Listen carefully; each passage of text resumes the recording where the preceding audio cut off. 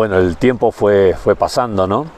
Y ahora ya nuestra línea de tiempo, ustedes ven, se está prácticamente encontrando con la cruz. Esto es porque a la altura del incidente que vamos a compartir hoy, están faltando menos de 2 semanas para la cruz. Se viene acercando el momento inexorablemente, y entonces Jesús va a tener una declaración, una revelación para sus discípulos, que ya lo había hecho otras veces, pero como el tiempo se va acercando, va tomando una fuerza y una dimensión cada vez más fuerte. Antes de ver el episodio propiamente de hoy, que es bastante corto, quería compartirles algunas de las muchísimas profecías que había en el Antiguo Testamento señalando lo que ocurriría con Jesús. Porque ya desde el Génesis, después de que Adán y Eva fueron expulsados del jardín del Edén, Dios había prometido que vendría un Salvador. Y había muchas descripciones a través del Antiguo Testamento. No se olviden el santuario que acompañó al pueblo de Israel durante su peregrinación en el desierto.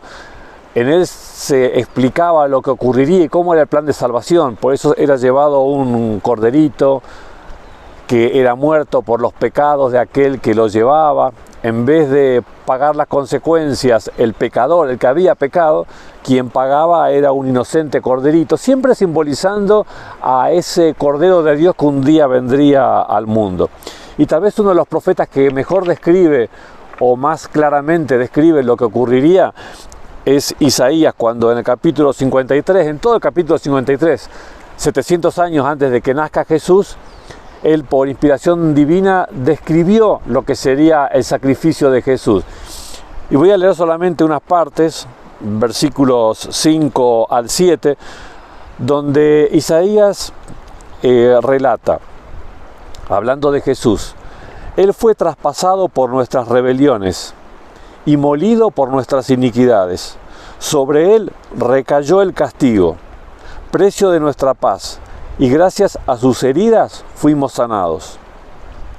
Todos andábamos perdidos como ovejas, cada uno seguía su propio camino, pero el Señor hizo recaer sobre él la iniquidad de todos nosotros. Maltratado y humillado, ni siquiera abrió su boca.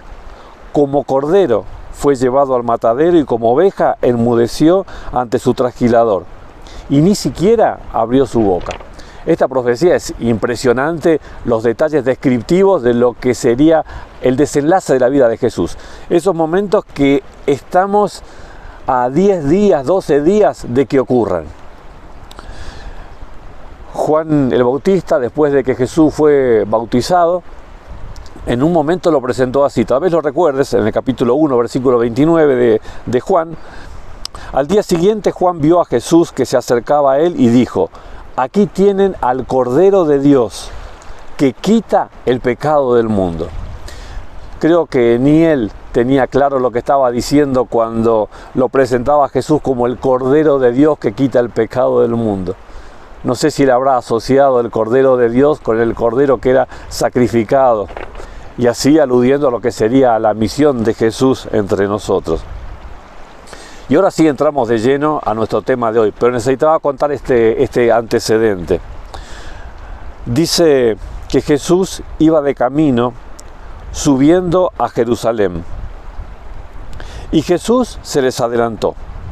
Los discípulos estaban asombrados, y los otros que venían detrás tenían miedo.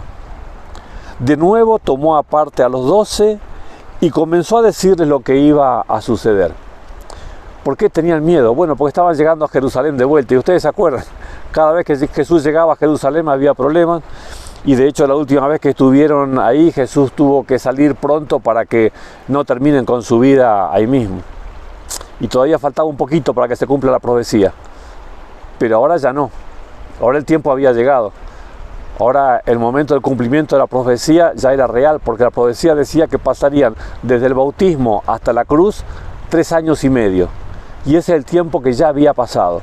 Faltaba apenas una semana y un poquito más para que se cumpla el tiempo profético.